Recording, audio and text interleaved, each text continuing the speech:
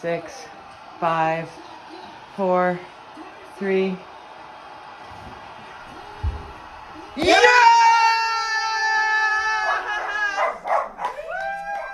The crowd goes wild, and by the crowd, that was Brian. Two? That was Brian and I. We two were and the dogs. So nervous up to that point, and then the dogs went just crazy because we were so tense. But it was so exciting, and so many households were excited like that. And then my phone blew up, and everybody's like, "How's Linda? How's Linda?" I'm like, "You're going to need to watch the show tomorrow to find out." I How's thought Linda? It was a fabulous game.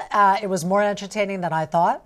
I think both teams were a little bit what are we doing? And then I think the next game will be more telling on both sides about what they're able to actually do. But I think it's awesome hockey, and I think it's fabulous, and it's great. Two Canadian teams, and the only crappy thing is that one of them is going to get bounced. That's true. So that's a bummer. We did learn that Casey DeSmith is starting for the Canucks on Friday night, tomorrow night. So that's one little note there, as Arturs Shelobs has done an unbelievable job. But that kid's he's 23 years old and only playing 10 games.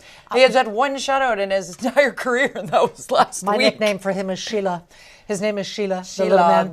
There's a lot of people making the bets. Yeah. We have the Vancouver Mayor there in his Canucks jersey. Here we go. So if the Vancouver Canucks, or when the Vancouver Canucks beat the Edmonton Oilers, we'd like for you to fly the flag of our beloved Canucks above City Hall and rock one of these amazing Vancouver Canucks jerseys. And in the unlikely event that Edmonton actually wins, we will do the same. And so my question to you, are you up to the challenge? Because we are. Hey, little buddy. And of course, Mayor Sohi in Edmonton accepts the challenge. Let me just say, this is unnecessary aggression against the Edmonton's mascot. But yes, the Edmonton mayor was going, bring it on. Mayor Sam, I happily accept your challenge. An Oilers jersey is on the way. We have the best team, we have the best fans, and Oilers are poised to win. So get ready to wear that jersey on the day Canucks lose. I love the kids. I also love that the anthem singer is singing La Bamba with the opera singer as their song. It's really quite cool. Edmonton's cool, but I want the Canucks to win anyway. And here's the thing. I think most fans are just going to have a good time. At least I hope so. Yeah. Some are kind of getting a little ramped up already. So there's a Boston Pizza in Penticton. I don't know if you saw this. Oh, yeah. And up on the marquee, it said, come on in and watch, and basically said, go Oilers, go. People lost it. They said, we're going to cancel this restaurant. Oh. Nobody ever eat there again. We demand you change the sign. And the owner wasn't going to, and then did eventually change it. I think it now says something like, may the best team win. But the whole point of Boston Pizza's ad campaign right now is that all fans of all Canadian teams need to put down their swords when it comes to getting behind the Canadian team that makes it the farthest, which is difficult for some. I saw George Strombolopoulos at the BCAB. He was the keynote speaker there, and he came up to me and he's like, Jode, as a Habs fan, I was just so relieved when the Leafs were out.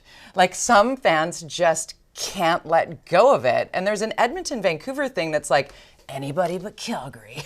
Well, and the thing here, too, is that Edmonton and Vancouver don't really have a lot of playoff experience with each other. No. In fact, here's a tweet from an Edmonton historian who's been on the show before. Craig Baird is doing an artificially generated photo of what the team captains would look like as basically singers from the years they won the Cup. McDavid in 1990. And Quinn Hughes in 1915, looking rather dapper. That's fabulous.